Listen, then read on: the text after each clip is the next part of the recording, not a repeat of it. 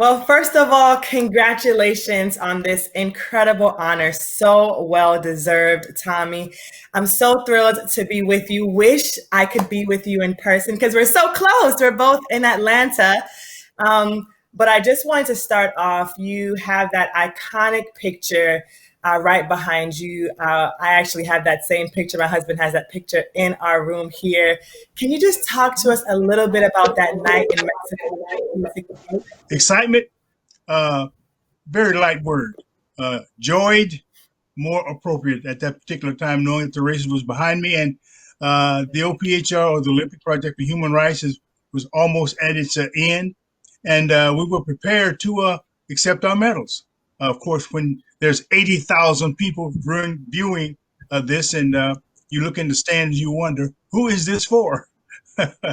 So it was very exciting, still exciting, and I'm prepared to withstand the pressures of teaching, coaching, and doing the things that we know how to do, and we'll continue to do those things because our road to hoe is done. That is getting prepared for the work. Work is done, and now we're leading a life. I'm leading a life of continuation, dealing with young folks because of the Victory Stand, because of the training, because of the educational path, and I'm just overjoyed by doing the work that God has sent me here to do, and I'm just elated, happy talking to Sandra Richards. Listen, this is way more of an honor for me to speak to you than vice versa. I want to know, Tommy, I have two questions. The first one is, what gave you guys the courage first in that moment to make such a bold stand?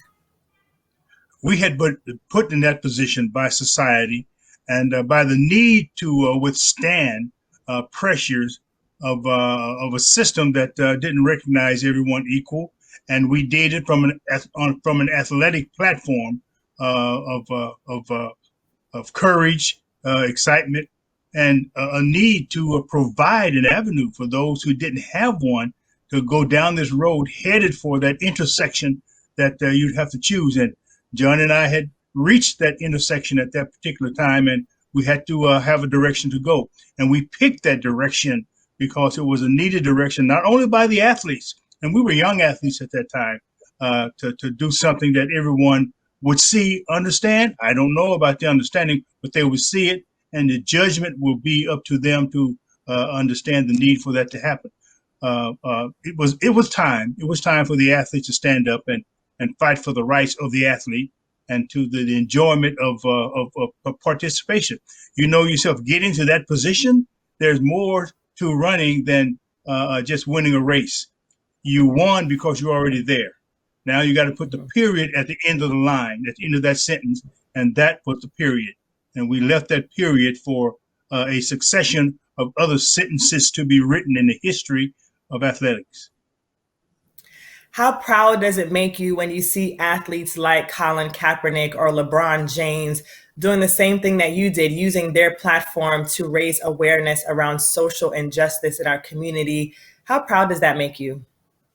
It was a race well run, I think, to participate in something that you believe that was going to be captured in history. Of course, after it was done, not while it was being run, while the race was being run, but the history of the actions of the athletes who participated on that victory stand, carrying through the next chapter after competition, and that was the cause of what happened.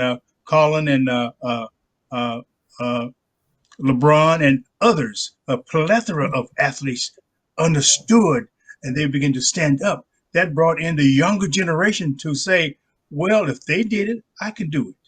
If they did it, I can do it. So standing out in front as a beacon for those to follow, giving them a path, a lighted path, a path of enjoyment, a preparation of understanding, the general knowledge of I can do, but I must have the job done before I can expect others to follow the truth in life, which is the education process with equality.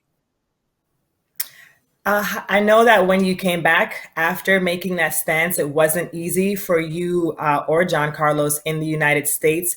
What's your advice to young people who decide to use their platform for good? Because obviously it comes with a lot. There's a lot of negativity that comes with that. What's your advice to young athletes? To follow their own mind. Don't be confused with doing things someone else tell them to do, because sooner or later they're going to have to travel that road again because they didn't do it in the first place. They have to plan purposefully. Please proceed with caution, but you got to that proceeding has to be pursued with persistence, and there has to be a purpose. Plan purposefully. Whatever goes around comes around, and you will be responsible what you put in front of your lips. So the sound, Sonia, can be heard by others, but they have to make their own decisions. And the educational process is more than just running fast. It's doing good after the race is over. So obviously, Tommie Smith, you and John Carlos were on the podium there in 1968, and Peter Norman was there too, and he played a huge role in this moment as well. I know that you guys eulogized him in 2006. What was it like being at that funeral? Peter crossed over into a situation which he wanted people to know that he believed in human rights. This project was the Olympic Project for Human Rights, not the Olympic Project for Athletic Rights. It was dealing with man totally. And that's why Peter was such a great friend, such a great orator, and we miss him greatly. And going to his funeral and bearing the casket on our shoulders was a pride within our holy bodies to accept Peter as Peter, and you're giving him what he deserved, which is a goodbye biblically. Well, I know if Peter were here, he would want to celebrate and honor you. And I think his family knows just how important this moment is. So they actually have a message for you. Well, Dan, we're here in front of Peter's statue. It's pretty special that he's finally getting some of the recognition he deserved while he was alive, isn't it? It is amazing. It's a shame Peter's not here to see this wonderful statue. He'd just be rapt to see it. Indeed he would. And so is his family, rapt to have it here too. And so the reason why the statue has been made was the famous 200-metre race in 1968 in Mexico City Olympics. I know that you and Peter got together 3 years after that race, but can you tell us some of the memories that he might have shared with you from then? Well, first of all, Peter always said people don't usually remember whoever got second in a race. But because of this happening, everyone remembers that Peter got second, so he was pretty rapt to be remembered for that reason. That's true. And after the race, so they've run the race, Tommie Smith, Peter and John Carlos are ushered under the stadium to wait together for that medal ceremony, that famous medal ceremony. I'm sure he shared some stories from... Well, he did, and he wanted to stand with them right from the start when he heard what they were going to do. And as they were walking out, he made sure that he got a badge, the Olympic Project for Human Rights badge. In fact, I think either Tommie or John had to virtually snatch it off an American rower's chest, I think, in order for Peter to have it. So he very proudly stood out there on the dais with his badge on, wondering exactly how it was all going to happen. And when they played the American national anthem, they all turned around and faced the flags. And there was a man in the crowd who used to sing very loudly, sing the Star Spangled Banner. And once again, Peter could hear him starting up with his lovely loud voice. Then slowly it faded away. Then you could hear a pin drop and it was silent. And that's when Peter knew it was all happening behind him. It's amazing, isn't it? It's just, and the fact that he has been able to share those stories. Now, I know that Peter... he was, it's almost like the script was written from above, isn't it? Because for the two Americans to be going through what they were going through and to do that protest, but to have Peter, who was, as a son from Salvation Army parents, and he was a critic of the former White Australia policy, so it was almost fitting that he was there. Oh, it was, and he'd got himself into a bit of trouble being critical about certain things too. So it was like destiny, wasn't it, that he ended up with Tommie and John. And of course, as a result, he considered them his brothers and he theirs. Now, in the aftermath of the 1968 Human Rights Salute, Tommy Smith and John Carlos suffered abuse aimed their way that was just unthinkable for the average person. But did Peter experience anything similar? Not nearly as bad. He was very much aware of what they were going through. The next day, Peter was called into Judy Patching's office. He was the team manager, and Judy had been told, would you severely reprimand Peter for his part that he played? So Peter walked into the office and Judy said to him, Peter, consider yourself severely reprimanded. Now, would you like some tickets for the hockey this afternoon? So really, things weren't too bad for Peter. However, 4 years later, when once again he had qualified several times to go to the Munich Olympics, the powers that be decided to leave him home. Peter always thought that they thought he was a bit of a loose cannon, and rather than take him, they prefer not to. It's amazing because I know the stories of Peter and John Carlos in particular. The banter that those two had leading into the games was like they were fierce competitors, rivals heading in. But they, after that moment on the dais, they became very close, the three of them, didn't they? Well, yes, they did. And certainly before the race, you know how cheeky Peter was with his trash talk. He went to each runner and I guess wished some of them good luck. Went to Tommy and said, well, I'm not even going to catch you if I'm on a motorbike. So then he went to John and thought, whatever am I going to say to him? And suddenly on the inner field, a phone rang. And so Peter said, hey, John, that must be for you, simply to break his concentration. Anyway, a year or two later, they were in a restaurant and a phone rang and Peter turned around to John and said, hey, that's for you. And he just said, hey, man, you don't get me twice. It's brilliant. Now, you, in the years that followed, when you were with Peter, did he speak about how important his relationship with Tommy and John was? Oh, yes, totally. Yes, they were his brothers. And he went over to America a couple of times and hung out with them and just felt such a connection to them. And also when the Americans took us to the Sydney Olympics, and he was so rapt to be there and so amazed. We went to Michael Johnson's birthday party and Jessie Owen's granddaughter seemed as excited to meet Peter as he was to meet her. So I think that's when he realised just, you know, how highly they held him in regard, you know, everyone in America certainly. Well, it's a very special award that Peter is winning with Tommy and John. It's the sport that he loved, you know, he loved it all his life, track and field. And for World Athletics, the president, Lord Sebastian Coe, to recognise what Tommy, Peter and John achieved in 1968. They're three great sportsmen and three great humanitarians. What do you think this award would mean for Peter if he was here today to accept it? Peter would be so proud to be here accepting this award. He really would. And as a result, of course, his whole family is equally proud to accept it on Peter's behalf.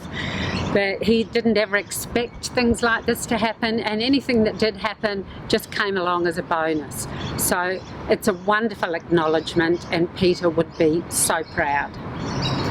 And would he be extra proud because he's accepting it with John and Tommy? I think that's what makes the whole thing. The very fact that Tommy, John and Peter shared that momentous day back in 1968 and now they can be sharing this award today. Yes. Tommy, I couldn't say congratulations enough. This award is so well deserved, but I'm not the only person that wants to wish you a very special congratulations. Tommy, congratulations. My goodness. What an eyeful. And I don't mean the Eiffel Tower, but I mean the eyeful to the human body. My goodness gracious. I'm delighted that I'm here today. I'm delighted that we've been able to honor you guys in the way that you so fulsomely deserve. Your performances around that time and the Mexico Games were the reason why I'm sitting here today. I don't overcomplicate it, so thank you for that as well. Well, thank you for this opportunity here and this award. It's an award that I cherish and I always remember it. And you've always been a hard worker. And the thing about you that I appreciate most, you're straightforward. You don't mind putting the truth where the truth is. And I like that. You give us, the athletes, and especially the younger athletes, a pride in being themselves, a pride in having an opinion about things. Not that it's going to go their way, but at least you give them a chance to talk. I applaud you for that. It's a long time ago since what you did with Peter and John in Mexico. Did you think then that you'd be speaking to somebody like me, I don't know, 52 years later or however long it's been, and have the actions that you took that day to be so profound and still so talked about in 2020? That's a great part of education. You don't try to speak before time. You let time take its course. Sometimes you have to stop, stand still, and wait on him who gives you the time. And that's what I've been doing. But continuing the education, continuing speaking to the youth, and abiding by a necessity to grow. What happened in Mexico City wasn't done to hate the flag. I love the flag. It wasn't done to make a genderless idea of stupidity from what's happening in our country, but to identify the chance, the platform I had to make others realize that we need love, joy, and not hate. I can tell you, I'll give you one commitment. One of my ambitions is that all our athletes in the current batch become students of their sport. They they understand our history, and you are a seminal part of that history. And while I'm in this role or responsibility, I will continually remind them about what you've just said and the sentiments as you've expressed. They have to understand who came before them and why people did what they did under the most extreme of circumstances. So thank you for that. You are an iconic part of our sport, and I'm so pleased that we're able to speak today. Thank you. Thank you, Lord Cole. I think I'm being told to hurry up now. No, Sebastian, hi. I didn't get a chance to say hi, and thank you so much. Sanya, hi. joining. Thank you for Thank doing you this guys. today. You've done a great job. Of course, thank you for allowing me to host this awesome event. I know it's so different this year, so I wanted to quickly ask you, Sebastian, how easy or hard was it for you to select these three and give them the President's Award this year? It was relatively easy. Given the events of the year, given what we stand for as a sport, profoundly anti-discriminatory, wanting to reflect the world that we live in, and also respect, as I've said, those athletes in the past that have not just distinguished themselves on the field of play, but have done something that has marked them out as being very, very special, both in the moment and in the space. And this year, this was, I have to tell you, probably one of the easier decisions that I've had to make all year. And I'm just so pleased and proud and honoured to be able to hand the award to Tommy, to Peter, and to John. You guys are very, very special, and you are a very, very important part of our history, and that's why I'm so pleased to be able to do this today. Awesome. Thank you so much, Tommy. Thank you for your time, and congratulations again. Wish we could have been together in person, but this was almost as good. See you soon. Sebastian, nice Tommy, seeing you. thank you. Well, thank you, Sanya. I also have a very special guest with me. My guest today is the Olympic bronze medalist in the 200 meters from 1968. He's a humanitarian. He's an activist. He's my friend, Dr. John Carlos. We've been celebrating your stance on that podium, it seems like your entire life. But what gave you the courage to do that protest on that evening in Mexico City? Well, that's a double factor, man. I think the first thing was a vision that I had as a kid, let me know that I was going to be involved in something that would be special in life. But I think who really molded me and gave me the vision and the creativeness and the heart to do the things that I've done in life is my mom and dad. I need to take a little time out to congratulate you on winning the 2020 World Athletics President's Award. That has to feel good for a guy like you, huh? Yes, it does. It really does. For years I've been telling people that it's great to be inducted into the Hall of Fame for the school, for the Olympic Committee, for the U.S. track and field. But for me, I've always used the metaphor that I felt like I was far greater than that in terms of me being a pillar of this particular sport. In essence, this is the crowning moment, the icing on the cake, the extra candle, you might say, to get the award from the president of the new World Athletic Association, and particularly from a great athlete himself, Sebastian Coe. It's a great honor for me and my family as well.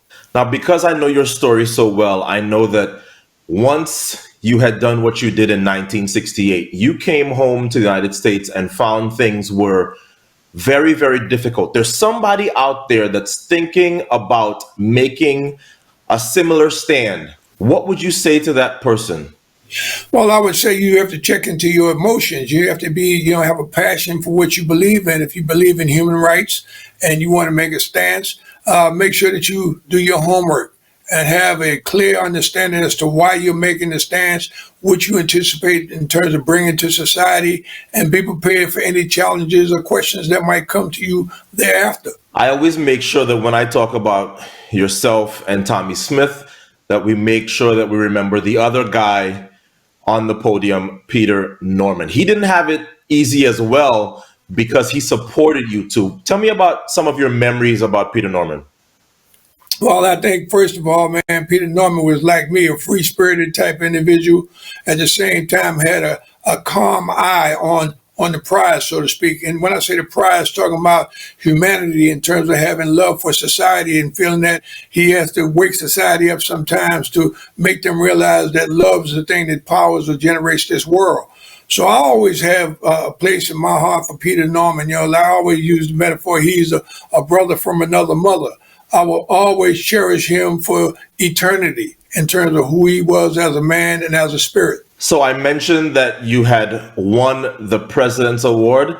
I'm now pleased to introduce on the call the President of World Athletics, Sebastian Coe. Dr. Carlos, Great to see you again. lovely to see you. Mexico was my first games. Where I became aware of the enormity of the games. It's when I decided that I wanted to be a part of the track and field family. I probably didn't quite understand at the age of 11 or 12 what I was watching when you guys were on the podium, but I sure as hell now do understand exactly what you did and what you've achieved and why it was such a seminal moment. Well, Sebastian, I just want to let you know, man, that the conversation that we had there in Stockholm, man, you've stood true to your word. You've transcended this sport, and I see greater things coming down the line in terms of your vision, your concern, and your comfort in the job that you have before you. That's kind of you. I will do everything I possibly can to continue to live up to those words, and I now feel I have a really strong World Athletics Council that believe in exactly the same things. We won't let you down. All right. Both of those individuals were mentors for me as my travels through life. Malcolm X, I ran into him when I was like 13 years old, learned quite a bit from him. And then I was with Dr. King and learned quite a bit in a short span of time, 10 days before his demise. So I hold them in high esteem in my household. The role that jazz played in that integration process was really formidable. The great Ken Burns documentary is I'm sure you've seen it, but Yes. it really is a soundtrack to those social changes as well. Music and Absolutely. sport, the universal languages. That's exactly right. They are the universal languages. I think when I did the interview with Otto, I made that statement about there's only two that transcend through the world, and that's sports and music. Sports and music, that's right. For sure. Congratulations again to Dr. John Carlos. I'd like to congratulate Dr. Smith, as well as I would like to congratulate Peter Norman and his family as well. Before we go, one day we'll possibly get together and do some athletics through track and field and put some good jazz or some good music to it. I tried and do that You with know, Sir Vaughn at one time. I think that would yeah, be a if great I, expose. listen, everybody loves music at track and field, but if I could have Lester Young playing Lady Be Good for the 800 meters, I'd have run 1:30. That's right. That's the young. You're right. Great guys. God bless, man. You guys Gentlemen, take have a care. fantastic rest of your day. John, stay safe, and I hope to see you You soon. do the same. You do the same. Thank Look forward to seeing you in the flesh one day soon. For sure.